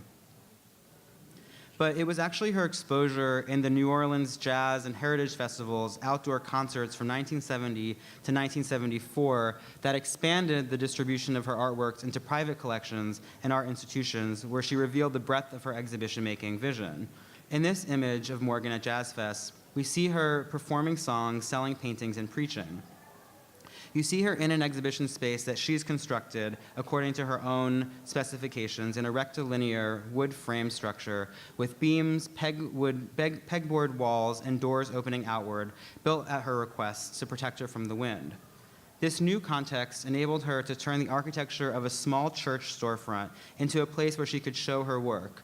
It also allowed her to mediate her own market, using the pegboards to announce the hanging of objects as explicitly commodities for sale. She's putting these things up in much the same way that you'd find them in a marketplace, making it very clear that as a passerby you can go and purchase one.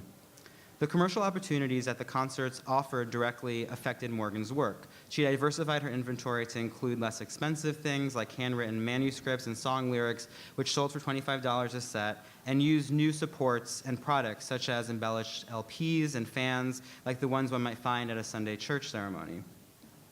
While these shifts could be viewed cynically, Morgan's letters with Virginia Perry, the Black art historian and collector who would become Morgan's friend and a second dealer, reveal how Morgan evaluated the price of her work to control aspects of their dissemination. Importantly, the artist's intention to use the market as a vessel to communicate her spiritual message doesn't question her authenticity, but instead we can understand her use of the market as a way of turning herself into an object or an image, to kind of extend her medium beyond herself, beyond her embodied person, and to suture her intentions for the work's use by making them as commodities within the theater of display.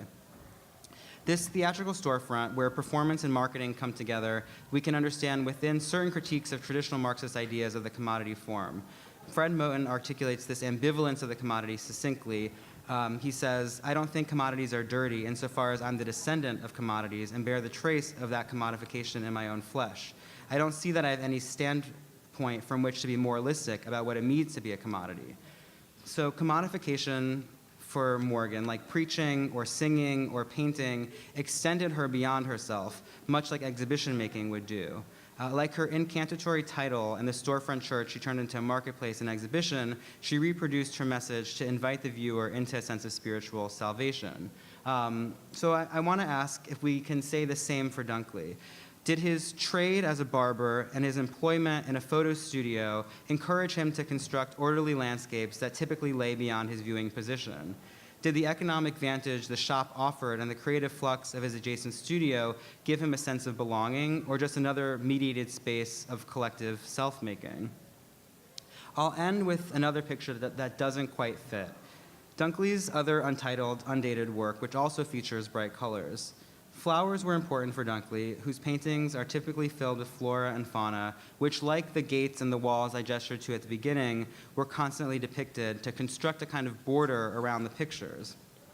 We can see that in a work like Scene with Path, in which the foliage hangs and bends to construct an internal frame to organize the visual logic of the perspectival field which extends back across the center of the canvas of the plywood, into a single point in the picture's background.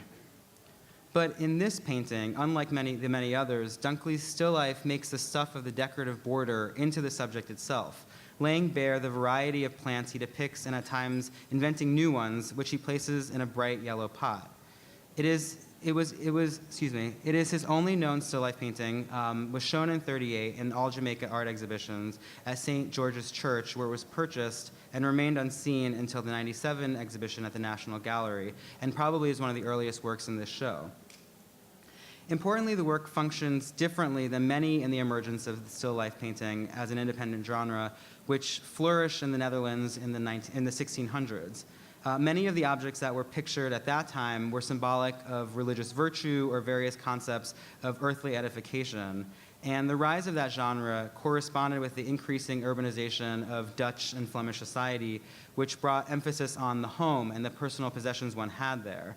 The genre was also coincident with the increase in maritime economy and the spread of colonial forms of knowledge, which brought goods back from faraway places to the homes of wealthy Europeans. In this painting from 1613 by Jacob Vosmer, as it shows, bouquets in particular allowed for a kind of exhaustive, acquisitive desire, combining flowers from different countries and even different continents, much like a botanical garden might broadcast one's ability to bring the entire world into one's backyard. Dunkley's still life seems to function according to an altogether different logic, however, using the genre as a form of portraiture, I would argue. Like the decorative screen that divided his workspace from his home space, the flowers are a border or a boundary. By picturing them straight on, we can see a composite of many unknowable selves, some degree of fabulation, and the persistent work of showing up 6 days a week, beautifully laid bare for all of us to see. Thank you.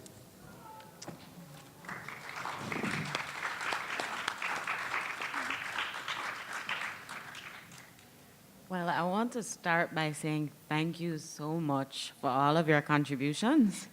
Diana and I are sitting here we're sitting here being very pleased with ourselves for having brought you all together. We're like, oh gosh, this turned out better than we even imagined. So thank you so much. What we're going to do now is just throw out a couple of questions that Diana and I have in mind and then open up to the audience. So a question that that came to mind for me, and particularly after seeing your presentation, Thomas, I was very interested in, and this is something that Diana and I have talked about a lot as well. You know, in Jamaica, we have this concept of the intuitive, right, to refer to self-taught artists. And within a US context and in many other places, there's this concept of the outsider artist, right? Now, the two don't go together very well because, as Verle has pointed out in some of her writing about the intuitives are actually the ultimate cultural insiders in a Jamaican context. However, in both cases, both with intuitive artists and I think with outsider artists, there are these issues around the ethics of how they're brought to the mainstream, right? And kind of the power dynamics of that engagement, especially with patrons and collectors and how they kind of intervene in that middle space. So I'm inviting all of you, really, as many of you as want to reply, to talk about that a little bit, how you think about those two ways of thinking about self-taught artists, or, you know, or talking about self-taught itself as a concept, and some of the ethics around that with collecting and patronage and all of that, which I think with an artist like Dunkley and so many other artists like him, you know, is a big issue. Mm-hmm. Well, Yeah, if you want to start. yeah, well, you know, I was thinking about it also in terms of what David said in terms of the national modern, because the national modern, in a sense, needs that legitimizing outsider-insider, you know, and that is at the end of the day what that intuitive construct is all about, you know. So it has a lot to do with the sense of doubt about legitimacy and authenticity and the need to compensate for that, you know, so I think there's a big difference, and I'm glad you made that distinction between Dunkley's work in and of itself, but then how it has been represented, you know. And I think it's very interesting to read that bio by Dunkley's widow, because there's a lot of bitterness in there, actually, you know, about a lack of recognition and a lack of, you know, and then suddenly when he dies, there are all these things, all these tributes appear in the newspapers and so on. So there's a moment of co-optation there, you know, that is very interesting. But but then fast forwarding to the 1970s, when sort of the art histories of Jamaica were being articulated, what is very striking about the 1976 retrospective is that most of the work in that exhibition was in the hands of the family. right? Today, most of the work is in the hands of, well, we have a few, of course, but most of the work is in the hands of private collectors, right? So there is another moment there where, Dunkley's work is sort of, very actively co-opted, but then in another, then it becomes a collector-driven kind of thing, So that, I don't know if that makes sense in terms of what you were saying, but to me, those are two very important moments in terms of the representation of Dunkley's work.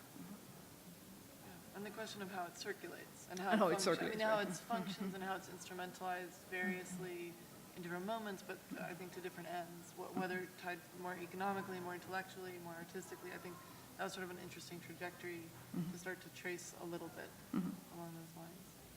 I think, as you've also pointed to, Nicole, I think that the difference between these various terms reveal the kind of historical specificity of when and where they're employed and to what ends. I think that the things that they share, as you pointed to, is that whether one is called intuitive, self-taught, outsider, oftentimes those terms are caught up with the project of, a kind of national representation and this kind of vexed figure of somebody, as you just said, who belongs and doesn't belong at the same time.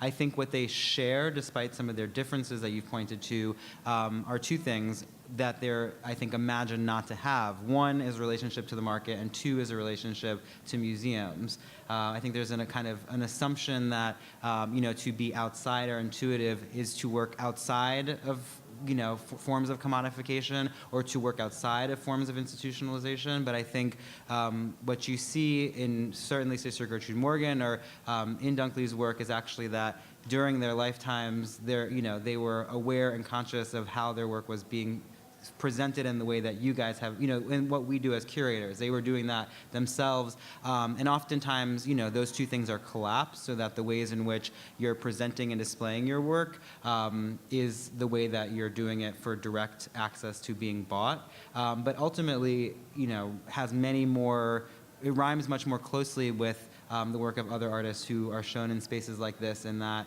the fact of the things that you're making being, on the one hand, symbolic, but on the other hand, commodities at the same time, puts a kind of fundamental pressure and contradiction to, trying to imagine an object outside of those circuits of circulation. So I think, that's the tether between these various terms is that it makes perfect sense to think about them in the context of an exhibition because in many ways those spaces were spaces that they constructed in and for themselves during their lifetimes. I wonder if I could just add to this. It's in many ways, it's Boxer himself who inaugurates the art historical project.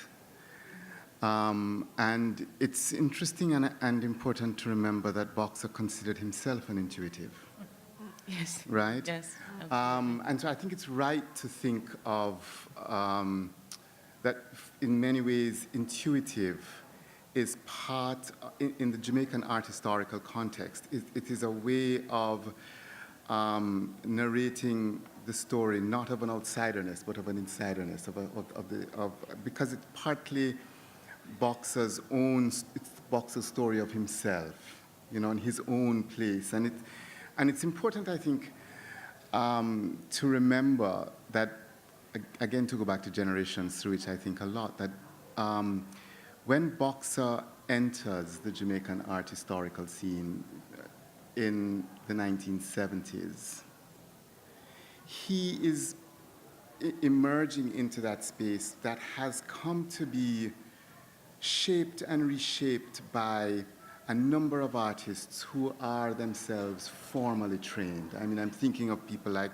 Barrington Watson or Carl Pabu Singh or Eugene Hyde, and these are academically trained painters who are breaking various kinds of molds, but who are not in any form or fashion intuitive, and whose own place, I think, in the story of the national modern, in the story of the early years of Jamaican independence, Boxer is himself seeking to transform in the 1970s with the shifts in the kinds of modernist elements that Boxer introduces into that scene. So I think what Boxer is trying to do with that term is worth arguing through and arguing about, because I think it's a very pregnant kind of concept. One of the things that has been a subtext for this whole project is how we write art history, which is probably the subtext of most of our lives. But this question around Dr. Boxer's role in a very, in the last 30 years in the contemporary forming a national canon, quite conscientiously, quite purposely, shifting the paradigm very much, but in a fully strategic mode, in our own lifetimes, metaphorically speaking. And I think one of the interesting things about this project was, what is the function of this exhibition, right? And where do we write artists? I come out of a generation of people for whom we were trained to blow up the canon. There is no canon. We have to do away with the canon, right? And then there's this whole other school of thought that is, well, we just simply have to expand a given canon. And so some of that contradiction lied at the heart of putting this exhibition together, particularly when we shift from a well-known canonical figure within Jamaica to a U.S. context. And are we attempting to appropriate someone else's canon? Are we attempting to expand our own canon? Is it because we disregard the canon? So some of the question of the act and the meaning of doing this here now, but it was quite interesting to sort of be standing on Dr. Boxer's shoulders doing this project, because you're sort of, I think we share this impulse to tear down the canon, because that is very much the contemporary training for art historians. On the other hand, if we have no canon, what do we rally around and against? What do we speak to? How do we challenge it? So the kind of question of simultaneously forming and deconstructing that attended to this project was quite interesting, but really kept me up at night, and was one of the reasons I think we wanted to create such a polyvocal panel, to unpack some of these other facets, because rather than concretize or bring together this canonical approach to Dunkley, it's almost to unwind him, to start to disentangle him. But I think some of those questions definitely keep me up at night around this project. What is its function? How does it circulate now? And what does it do for Dunkley's legacy? Is the point to make him a capital A artist whose name is known globally, and to insert him into this, to put him on people's lips? So I think some of that question really and you end up doing both at the same time, because we're from this school where we're going to deconstruct and we're going to question and we're going to, but then we get into these uncomfortable conversations where it's but we don't want people to think that bringing exhibiting Dunkley's work in the U.S. or at an institution like PAMM is this legitimization move, right? Because for me, certainly, Dunkley is already legitimate, right? As legitimate as they come in a certain way. So on the one hand, you're kind of asking all these questions and trying to look at things in a different way, but also wanting to be really really cautious and careful about referring to the scholarship that does exist and the narratives that do exist around, how Dunkley works, how we position him, and all of that. So, I think that the two things at the same time was quite interesting. Yeah. But don't you think that's the position of the contemporary presenter generally, right? Because Boxer would have been one of a number of figures at the time: Rex Nettleford for dance, Marjorie Wiley for music, others for Barbara Gludon for theater. Yeah. That was a generation, to speak in terms of generations, that established all of the infrastructures for the performing and plastic arts. Yeah. But I think through which we've all been trained. Right. Right. And so, the difficulty then of the current moment is to rupture that without disrespecting it. And I think that's what the hard thing is. Yeah. Yes, you want to blow it up, but at the same time, Something really special happened. Something here. really Yeah. special. Yeah. Yeah. But I guess it's also the reliance, like particularly when we talk about the National Gallery structure is a particular model. And so some of it is also looking at the methodologies and models, which are very much drawn from a particular legacy that we're continuing, like how might you narrate art history outside of a nationalist construct? Or how might we exhibit art in a space like Kingston outside of that, which, I think the contemporary artists are doing that work to imagine their own present, but I guess it's how do we retrospectively do some of that work? And I think PAMM, we are a big museum with big steps that take you in, and so some of that, like we obviously come out of that model, and that legitimizing action that comes out of like a building on that historical infrastructure, I think kind of did raise these questions, like how might one go about doing that in a responsible way without. Well, and what is the location for post-coloniality today? I mean, I think that's signaled in the shift from post-coloniality to decoloniality in some of the more academic literature is to really imagine what freedom looks like outside of those boundaries that we're so used to thinking about, which in a way is why your offering is so lovely here, because it just opens up the conversation so far beyond the national modern toward the transnational kinds of connections and dialogues that we're having Right. here. And I think that was the Dunkley, that was, I think, one of the most, for me, who came to Dunkley totally intuitively, just having, literally been at the National Gallery and been captivated by the works, but this discussion of that transnational context from which he emerged, which was quite striking. Like there was this moment when he was supposed to have gone to California to train to be a dentist, and the idea of a Jamaican man coming by freight, like big shipping boat on the United Fruit Company line to come train to be a dentist in California in the turn of the century was like so fantastically, that was just, it was outside of my conception of what has, I think, returned in this kind of retrograde way to a sort of very provincial model within the US where we see everything in isolation, and we've kind of done away with some of those lines of connection. So it's nice to see him brought back, I think, into what was actually his own reality in many ways, that he was very kind of transnational. The worldly. Yeah. I think the other thing about bringing a figure who's so canonized in one context to another is you realize that all forms of canonization are so parochial. Right, right. Every single one. And so I think in many ways, and this is something Tobias and I were talking about earlier, the challenge is how to mark their own parochial stakes of the canon, which I think has to do with, in many ways, putting different things beside one another, and back to some of that old art historical thing. I believe in Side that. by side. If you put, I think putting Carrie James Marshall next to Dunkley, I think there's a reciprocal effect.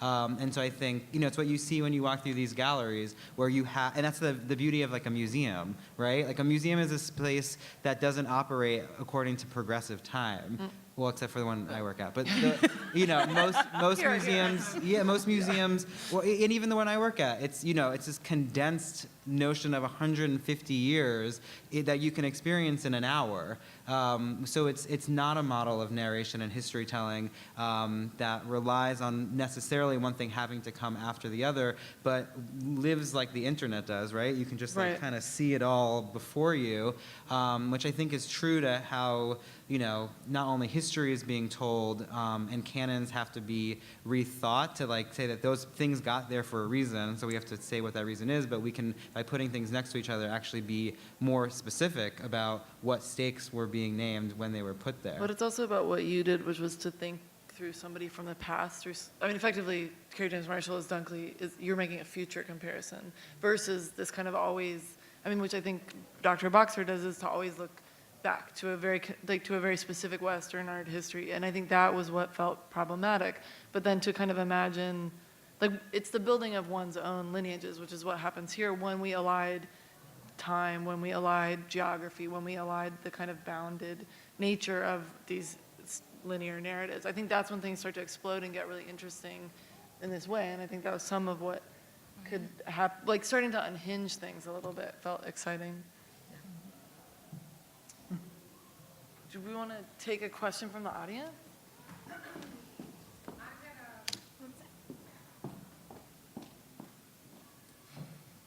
Thank you all for your presentations. It was wonderful. It was great to see the exhibition too. It was really quite strong, quite strong. I had a question for Mr. Scott here, David Scott.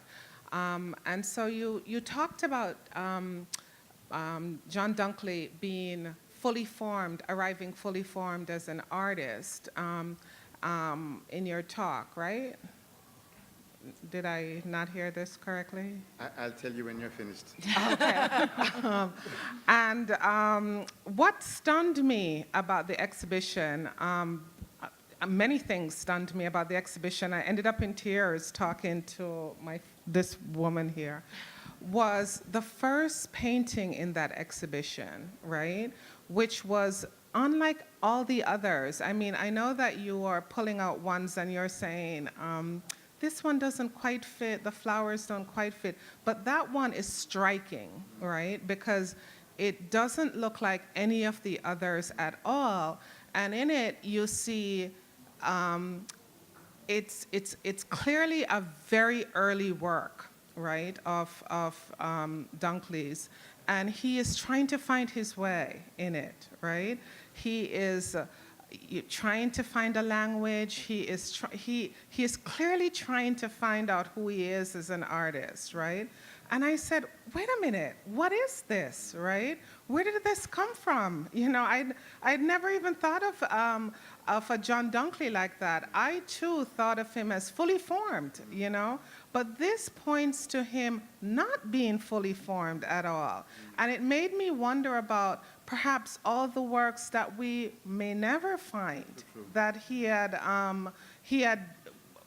done in coming to where we now know him of. So I just wanted you to speak a little bit about this idea of him being fully formed, because as an artist, because that's something so many people say about John Dunkley.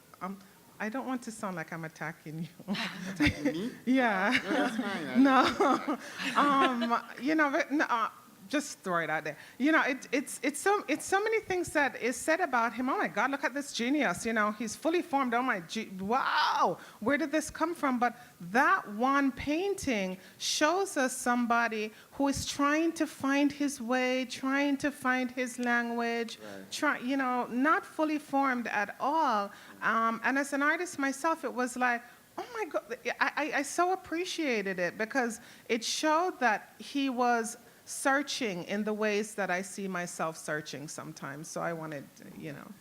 Thank you. I don't feel attacked. I think I can agree with much of what you're saying. Part of what I wanted to reach for is the sense of in a large number of the paintings, it seems to me the vast majority of the paintings, a formed visual language that is repeated across a variety of minutely shifting themes and so on, with a very, very similar kind of palette, etc. And it's true that the vase with flowers that Thomas talked about does suggest, and it seems to be an early work. Who knows? So much of the work is undated, of course. But so that one can imagine that here's an artist who was tinkering, playing with, trying to find a path himself, and arrives at an allegorical groove, as it were, that he then mines.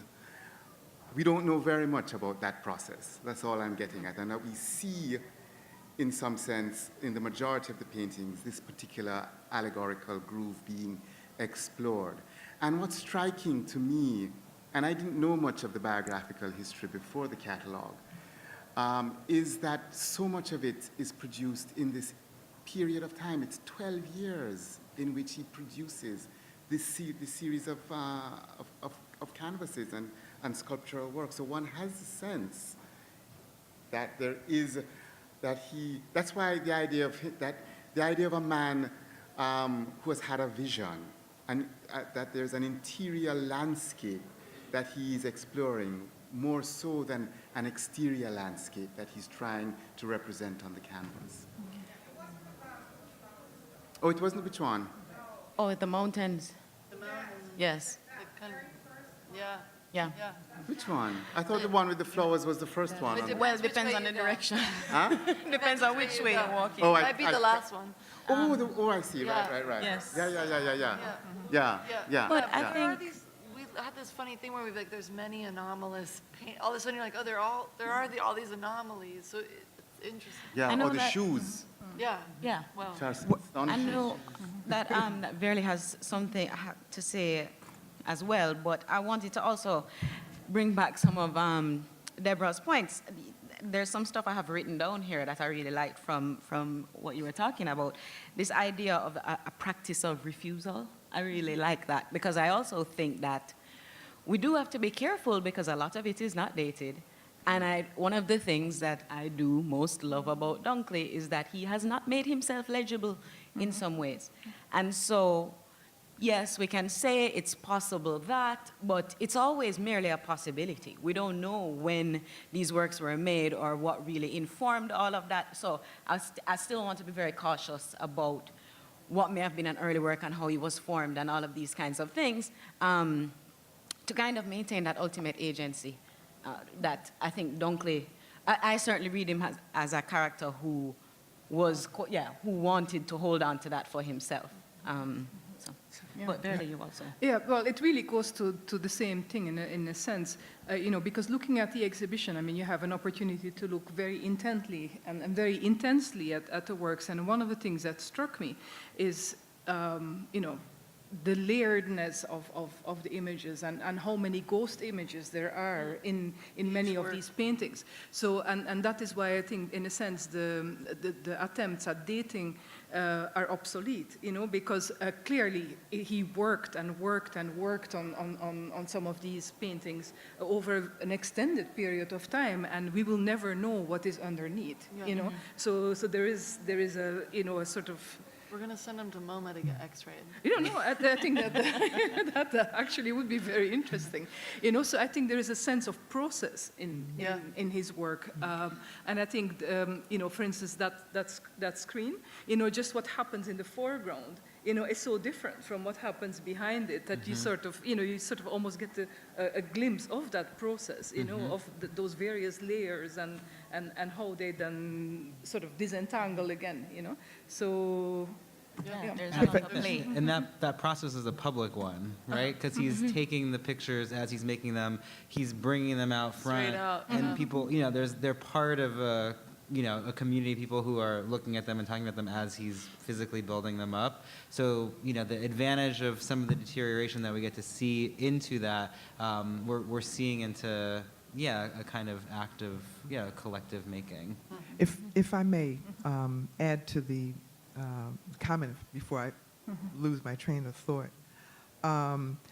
My cousin, when he arrived, Derek Dunkley, and saw the exhibition, his immediate response when he saw the vase was that at the early one with the yellow and green, he was very pointed about that is not a Dunkley painting. And he was adamant that it should not have been in the show. And I was attempted to explain to him that, while you may not recognize it, it doesn't mean that he didn't do it, because he had a life before you were born. So, so I just wanted to point that out, because it does happen. But something else happened. One of the things I did when I stayed a few more days to really take in the exhibition when it first opened, and I really liked hearing, listening to people about what they were saying about some of the works. And I happened upon this woman. I was overhearing her discussing one of the pieces or a reflection. She says, I wonder if this artist was colorblind. She said, because it reminds me of my son's work, or something to that effect. She was European, and when I heard her say that, I asked her about it, and she was telling me about how they discovered that her son was colorblind, and that there were certain colors that apparently that were obvious to people who are colorblind, and that was yellow and I think green. And when you look at the early works, which the screen that you were referring to, as well as the vase, those colors seem to be somewhat prominent in those works. Again, we don't know, but it is, I thought, certainly well worth thinking about relative to the day or night type of perspective. And the final thing I wanted to ask if anyone had looked into the relationship of, I know that Verly Poupée was mentioning the influence of the decorative art period, that Art Deco, thank you. And what I was looking at was the relationship between many of the works with the African fractals, the recursive type replication, again, going from large to small in the receding shrubberies and that kind of things in the leaves. So, but, yeah.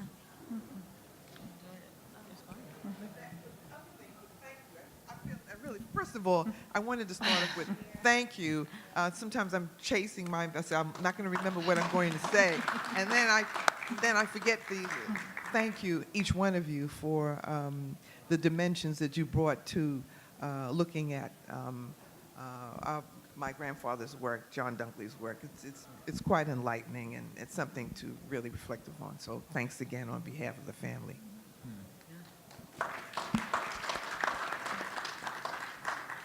So I think we're gonna wrap up now. And that thank you coming from a Dunkley really means a lot. One of my favorite things about the opening was seeing all the Dunkleys come out and catch up with each other again. It was beautiful to have a reunion of the work and of the family. One of the other things that I'd like to say in closing is that Diana and I really hope that this exhibition will become the basis of future scholarship. I think what has come out in this conversation and in the questions is that there's so much more to know about this artist, about this work, and how he connects to other artists, to his context, all of that. So we're really hoping that this will be the beginning of something. You don't have anything else? But yes, thank you again to our presenters who did such a fantastic job. Thank you so much to PAMM for hosting the exhibition, for hosting us. Thank you, Anita, for all of your work, getting us all here and all of that. I have to give you a special shout out. And thank you, of course, to our audience for being here and participating with us and just being such a great audience. Thank you.